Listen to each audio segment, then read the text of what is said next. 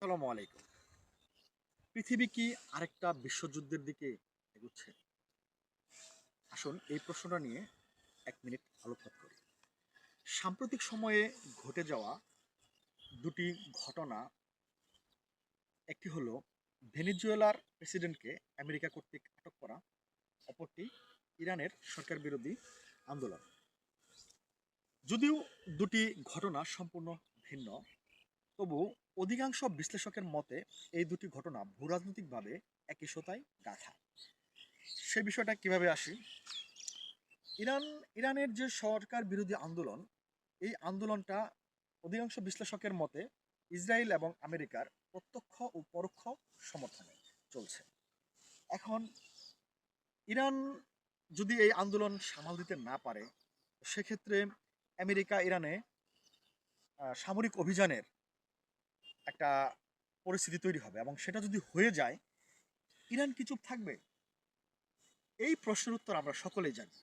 Iran অবশ্যই চুপ থাকবে না, এবং তারা পদক্ষেপ নেবে, এবং সেই পদক্ষেপ হবে অনেক বড় পদক্ষেপ। তার ১ নম্বর পদক্ষেপ হবে হরমুজ প্রণালী বন্ধ করে দেওয়া। দ্বিতীয় পদক্ষেপ বাব আল মানদেব বন্ধ করে দেওয়া। তো যদি হরমুজ প্রণালী, বাব আল মানদেব ইরান বন্ধ করে দেয়, সেক্ষেত্রে কি করবে? আমরা সকলেই জানি যে পৃথিবীর অধিকাংশ জ্বালানি এই রাস্তায় পরিবহন হয়ে থাকে। এখন জ্বালানি তেলের পরিবহন যদি বন্ধ হয়ে যায়, অবশ্যই বিশ্ব জ্বালানি তেলের সংকটে পড়বে, যার কারণে বিশ্ব অর্থনীতি একটা বড় ধরনের কলাপস করার সম্ভাবনা রয়েছে। এই সম্ভাব্য জ্বালানি তেলের সংকট সমাধানের জন্য আমেরিকার কাছে গুরুত্বপূর্ণ হয়ে উঠছে ভেনেজুয়েলার তেল ক্ষেত্রগুলো। এখন আসি ভেনেজুয়েলা প্রসঙ্গে। যে ভেনেজুয়েলার তেল ক্ষেত্রগুলো দখলের জন্য আমেরিকার কাছে অনেক পন্থা ছিল, কূটনৈতিক পন্থা ছিল, যার মাধ্যমে সেটা দখল করতে আমেরিকা পারত।